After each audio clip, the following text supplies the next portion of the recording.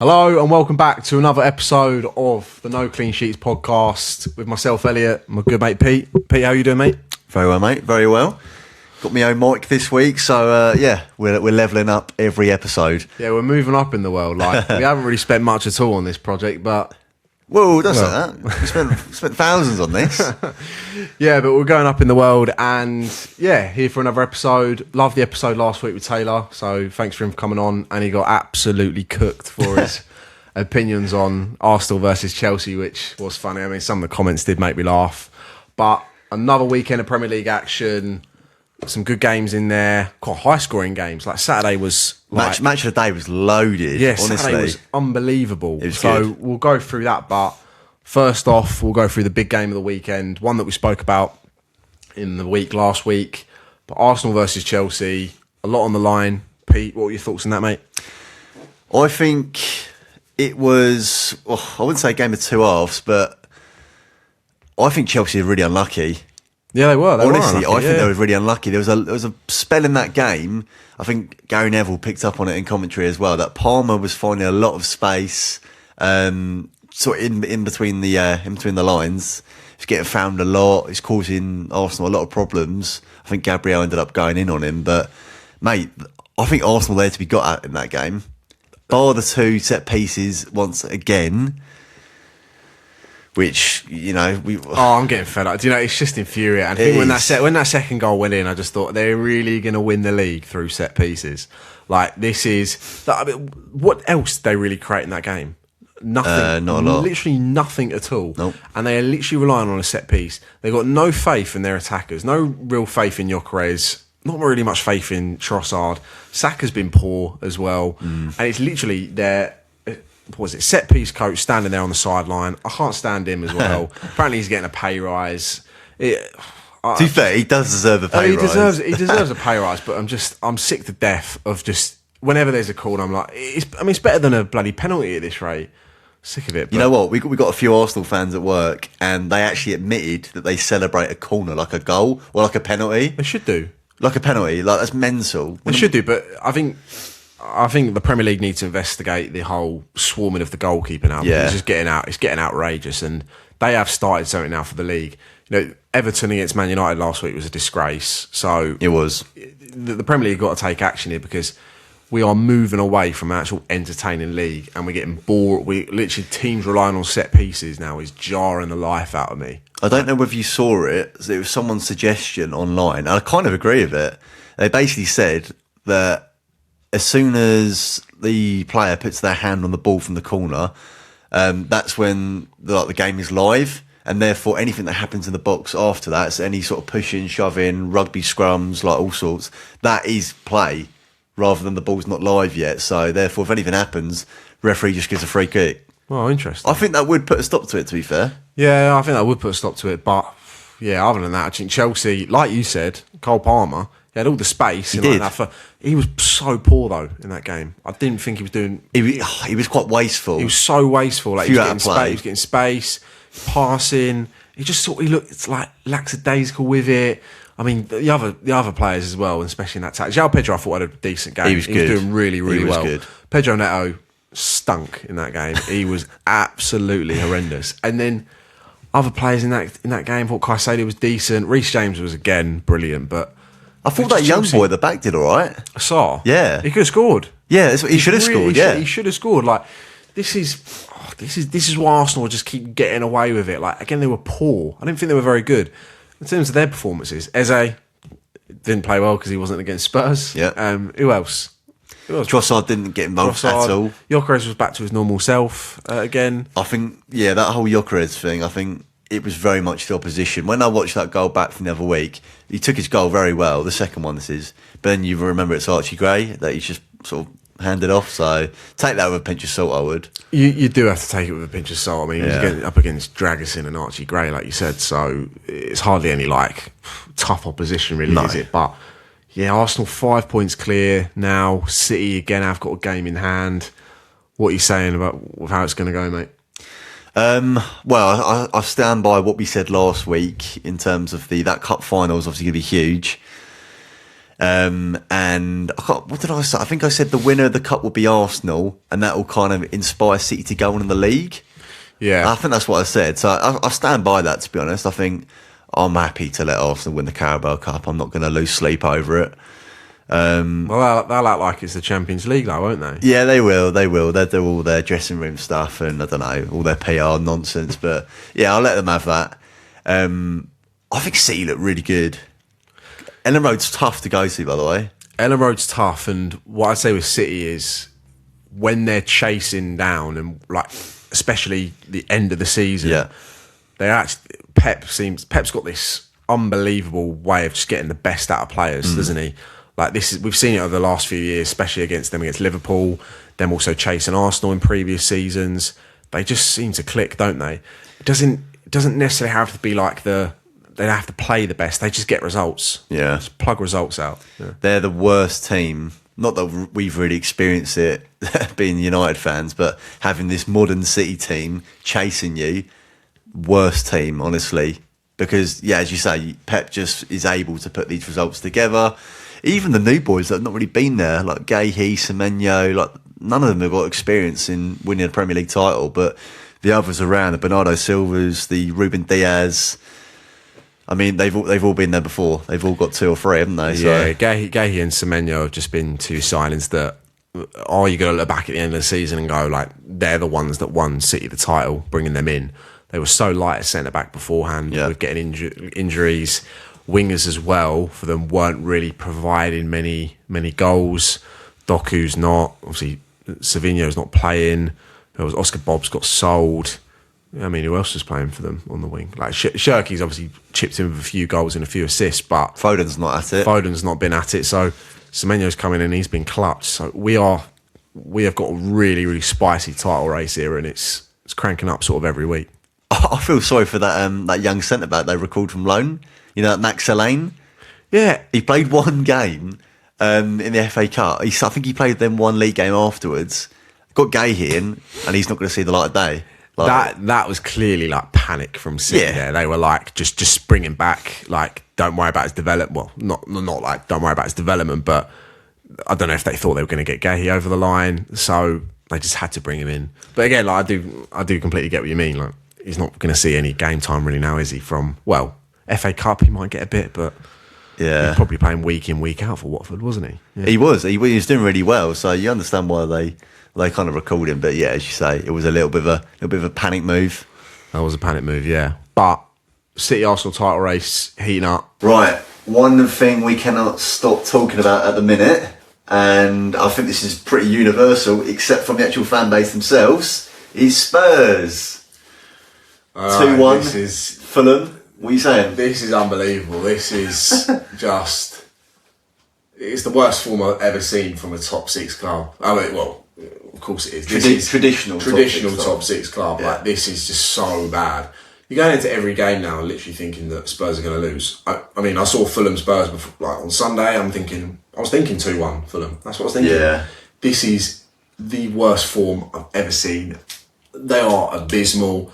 They're the worst side for me in the Premier League at the moment. Like, if Wolves play them tomorrow, I'm putting good money on Wolves winning that game. Do you say they're playing soon? I think they're playing soon. Yeah, Okay. they do play soon. Their team is just dead now. Like, and this is what I was actually moving on to next. What player would you actually take from? Let's say Spurs get relegated. What player would you take from them? As a United fan, or as a United fan? Well. Just as any fan, really. Well, I'd say Man United, but also, let's say top 6. Let's say if you're an Arsenal, Man City, Liverpool, Man United, Chelsea fan. Let's say that you're one of those clubs. They go down. Who would you look to recruit in the summer? Obviously at a cheap price. Okay. Initially, it's just a bit of a random one. Basically, I'm only saying this as our current second goalkeeper is Bayindir. I would take Kinski. Is that really it? No, that's just the immediate one that came to mind. But yeah, I would take Kinski over Bayindir, but we're proper clutching at straws here. Van der Ven? Yeah, I'll take Van der Ven. I'll take Van der Ven. I wouldn't have Romero. No, Romero's just too risky. I mean, you have to look at some of the clubs. What position do they need?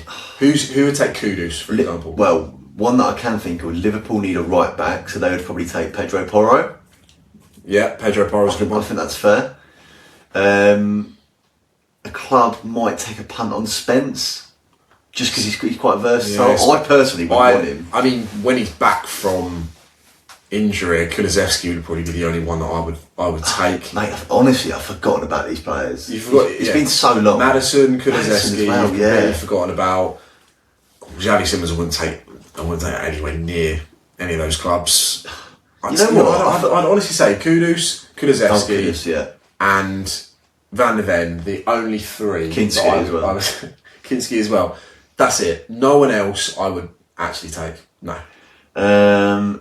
Doggy, no. No. Basuma, no.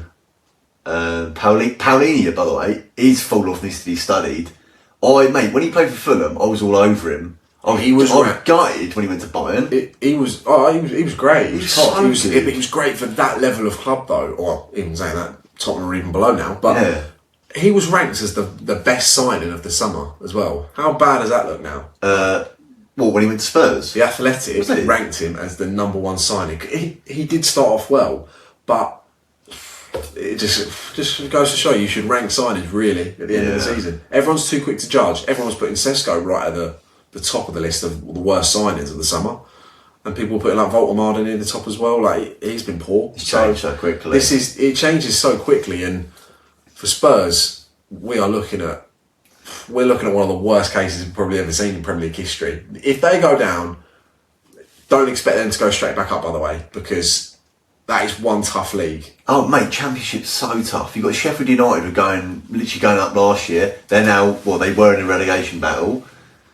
Leicester potentially getting back-to-back relegations. Leicester, I know they've had a few points ducked, but they'd still be down there anyway, wouldn't they? But horrendous. One question I was going to ask you, just going back to the whole sort of Spurs thing. I can't recall a time when this has happened. Correct me if I'm wrong. I think Igor Tudor needs to be sacked.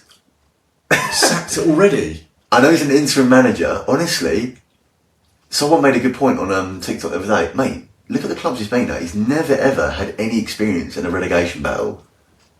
Well, he's taken over a load of clubs, but have they not been in relegation battles? No, they've been performing poorly. Like when he took over, not in a relegation battle. Nowhere near a relegation battle. When he took over Juve, they were doing bad. They were like 8th. But it goes back to it. Like this is what Man United done well with bringing back Carrick, and when they brought back Ollie in the past before. I do think when you're in like these dogfights, getting someone who knows the club, I do think helps. Like if they could have, I know it sounds crazy because he's like 80 odd, but if they got Harry Redknapp back, if they got someone like Robbie Keane in who's played at this club before, I think that would have galvanised the fans. Like this bloke has got no affiliation with Tottenham. No.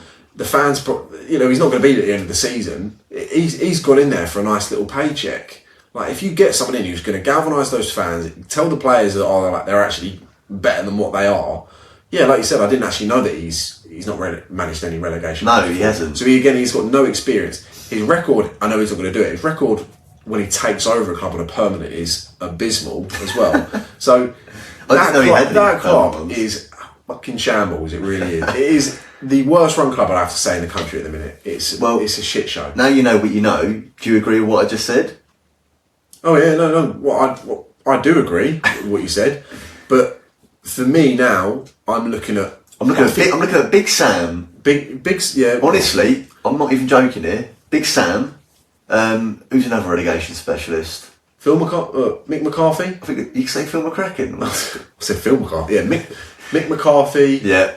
Who else do you go for? Like Tony Pulis. It could have. It is. Not Spurs crazy. fans. It is really this sort of time. It is. It's this time, and if you do get relegated, it would be hilarious. I can't lie. I need revenge for that Europa League final. So yeah. You know, I've never known a club like talk. So I thought when Spurs won this trophy, I thought it would be such a big deal. I mean, it was kind of at the time, but seeing what happens immediately afterwards, in other words, this season, I think it's such an anticlimax. I think when Spurs win a trophy, it's going to be a big deal, but the signs were there last season of how poor their Premier League form was, and then they went out in the summer and their recruitment's been absolutely horrendous. So it's bound to happen, and if they are really, they're just in need of that one result that goes their way. But when is that result going to come?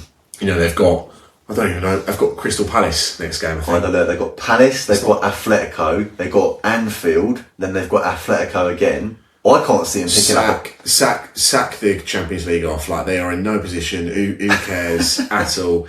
They're looking. Forget Atletico Madrid. You think that's a big game under the lights in Europe? It's not. It's a small game. You are looking at Forest, Wolves, Burnley, West Ham. If they've got them again, They have got to play all of the teams at the bottom Leeds, as well. That's their big game now. Here we go. Palace. I'm just going Premier League, by the way. Palace, Liverpool, Forest, Sunderland, Brighton, Wolves, Villa, Leeds, Chelsea, Everton, and then Sydney FC in the summer. Well, that last game's not going to mean anything. No. They probably can't afford the Australian tour at the end of the season, this rate. Yeah, so out of that, as Wolves, relegation battle, Leeds, you know, they should be safe, but they got in there at the minute. Forest, mate, they've got some huge games ahead, honestly. We could be looking at something generational here. This is a disgrace. Yeah, anyway, we'll move on from them, but Man United Crystal Palace on the weekend. Horrible game. It was, especially in that first half. Man United were all over the place. Lenny Oro, I don't know what he was doing for that. Well, I know what he was doing, but got to watch the ball, man. Got to watch the ball. Just sort of. I mean, if you're going to take out the quad, take him out. I mean, don't just sort of hover over him. Put a ring around him. Put a ring around him. Yeah, what are you doing? And then first half didn't look like scoring at all. Ball was moving so slowly, and then second half, big talking point, isn't it? That penalty. Now Cunha is clever in that situation. He is. He's made it quite like a bit of a fool.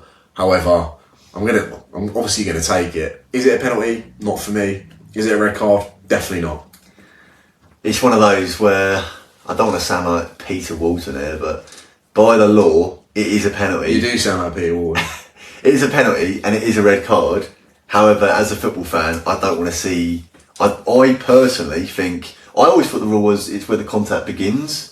Therefore, it begins way outside the box. It begins way outside the box. And when did they change that? And then when he gets into the box, I think when you're from that angle, is it a definite goal scoring opportunity? No, the ball's rolling on. I think it's coming out. See, that's the thing. Of course, I don't mean the rules, but when it's centre of the goal, that's when I would say it's. Yeah.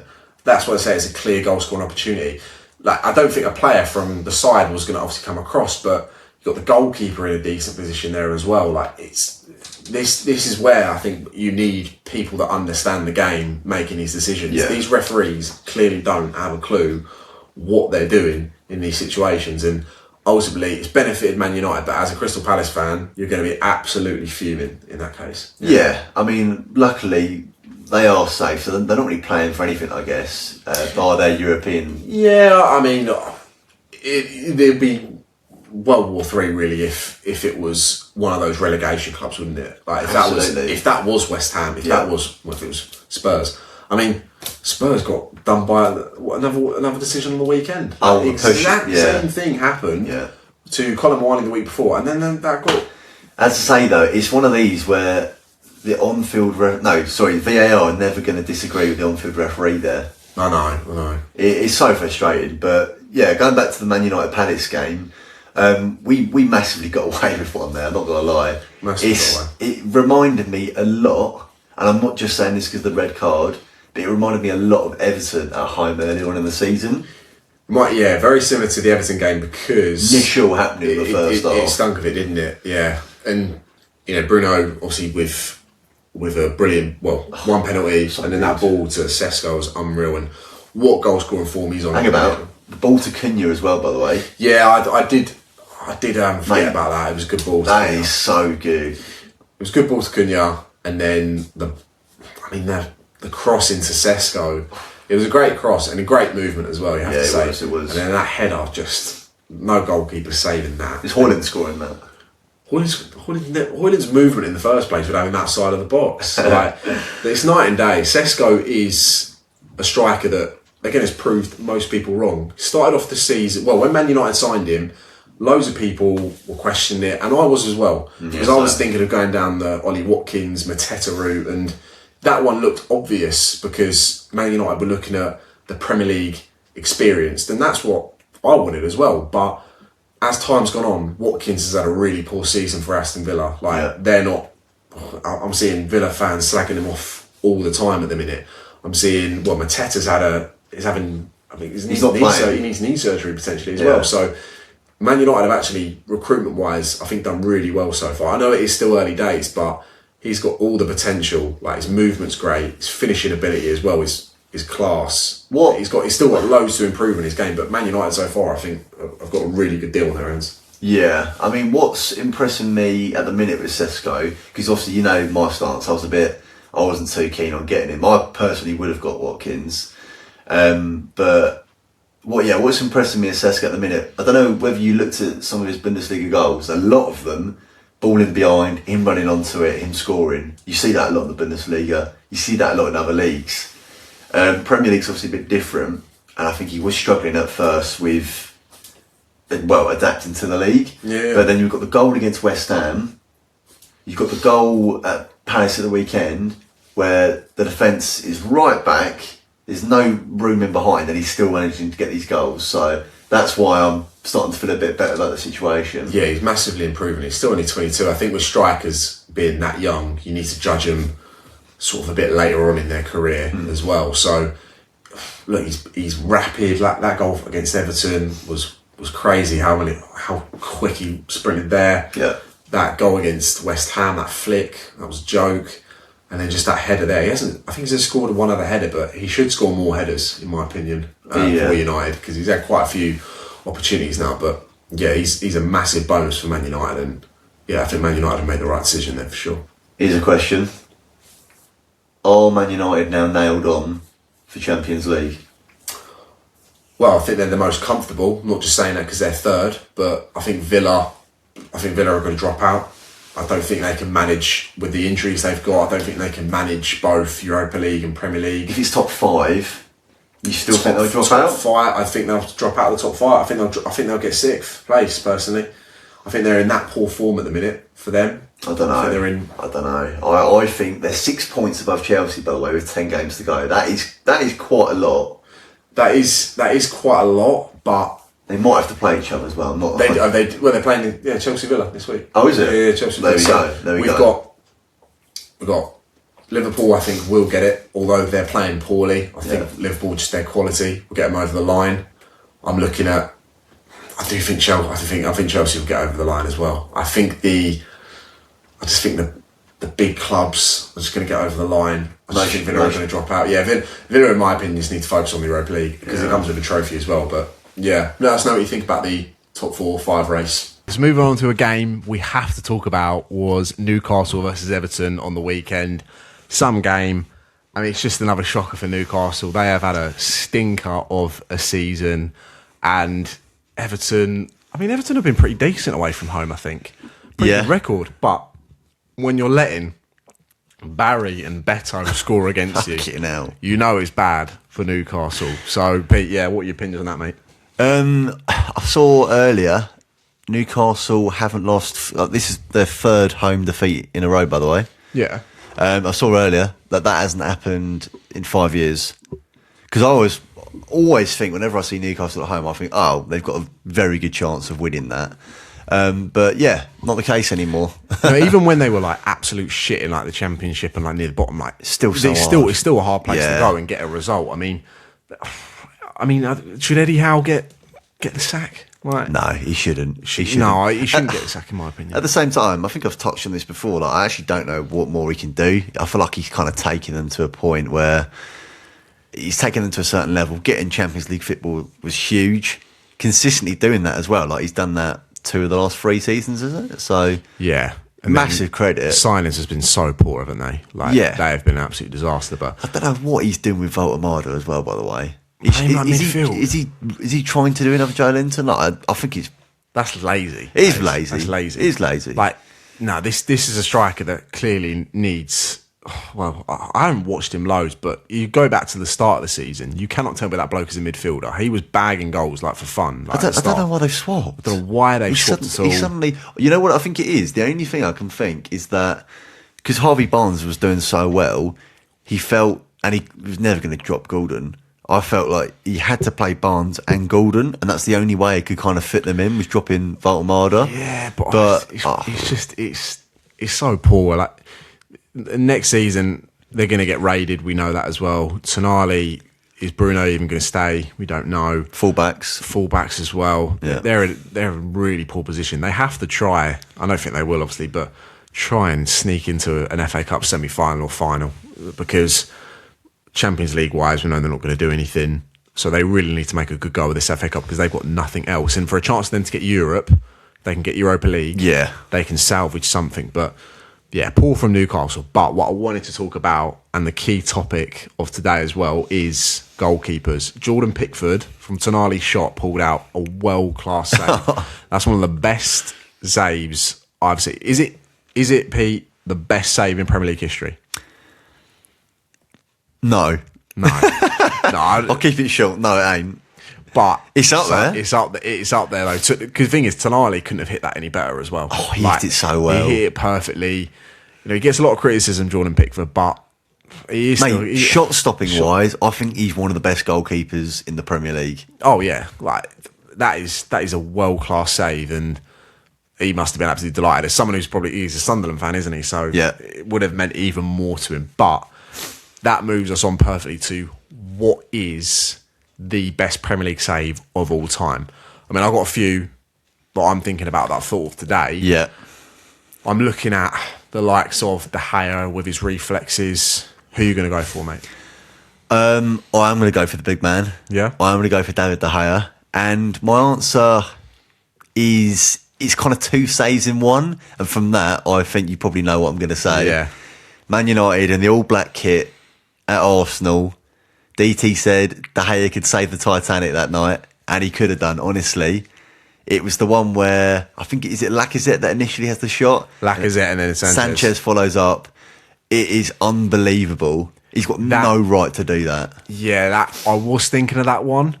I do think he's got another better one, De Gea. It doesn't get spoken about loads. Can I guess? Go on. Is it the Juan Mata free kick? No, it's not the one Mata free kick. Oh, it's not? That's another great one. But I'm actually thinking of there was a game where West Ham played Man United, and it was at Old Trafford. Antonio heads it into the ground. His reflex was just unbelievable. When a striker heads the ball into the ground, it's very hard to save. Yeah. And the reflex on that was a joke. There's also another one, not from De Gea actually, but it was a save that I saw. It reminded me. It was Joe Hart against Swansea. It must have been obviously over 10 years ago, but it was an unbelievable save from a corner. And I'll see if I can get the clip up, but joke of a save. Yeah. I don't know that reflexes in it were unbelievable, but the other one I wanted to mention was fairly recent. David Raya. Do you know what I'm going to say? David Raya's pulled off some mad saves. Yeah, I'm going to say it was at Anfield. Arsenal were. I'm not going to say I know what the score was because I don't. But I think Liverpool were going for the winner, and Canate has literally like an open net. Yeah. Do you remember? It was like one of the last kicks of the game. That was Ramsdale. Was that Ramsdale? That was Ramsdale. Yeah. No, that wasn't Raya. That was Ramsdale. Mate. Really? Yeah. Well, sorry, Aaron, but yeah. Well, yeah. He doesn't deserve to get in the list anyway. Fucking. Yeah, that save though. No, he does deserve it for that. That was an unbelievable save. I'm trying to think of any like Petr Cech that went with saves it. I mean, Alisson is the thing is with Alisson. I haven't seen has Alisson pulled off like some world class saves because he's just with his frame and with how good he is on like 1v1 situations. That's what he's kind of known for. I wouldn't say Alisson's known for like the mad cat reflex saves, is he? No, you're right. I think it's more his positioning. His positioning's so good that he often doesn't need to do the crazy saves because it's just there, isn't it? Yeah, so it's the likes of that. It's De Gea, it's Raya's made some great saves. Courtois as well, when he was in the Premier League, didn't need to make some unbelievable because again he's so big. Yeah. Van der Sar as well. Van der Sar rarely had to make a great save because his position and his frame was just enormous. Do you remember Ariola's one earlier this season? Yeah, he made an unbelievable save. I'm not going to say like it was the best save in Premier League history, but it was a top save. But that's why I'm talking about this Jordan Pickford one being one of the best because again, Jordan Pickford, I know he does get taken the piss out of a lot, but is not having the largest of arms. But T-Rex. T-Rex. Yeah, it just made it look unbelievable. Strong hand as well. Strong hand. Oh, some hand on that. Yeah. But The only other one I wanted to mention it is De Gea again, I'm afraid. I'm glazing him a little bit, but it's Manchester Derby, Aguero header, really close proximity to the goal. Yeah. And it's one hand and he tips it over the bar. Like, that's another one as well, yeah. I think it's ponytail De Gea, I think. Yeah, ponytail, but De Gea, yeah. Well, I agree. So he's got... That's the thing with De Gea, like, his all-round goalkeeping, not particularly fantastic, but when it comes to those reflex saves, he probably was the best, I'd So say. good. Out of every... And he had the best Prime. goalkeeping performance I've seen. Well, that one against Arsenal was, Oh, right, I was like gonna say. the best performance in Premier League history. But yeah, let us know, guys, what the best save in Premier League history was. Thank you very much for watching another episode of the No Clean Sheets podcast. Been a good episode this week, talking mainly about, well, obviously the weekend action and also best Premier League saves. Yeah, please like and subscribe there as well. And we'll see you again for next week.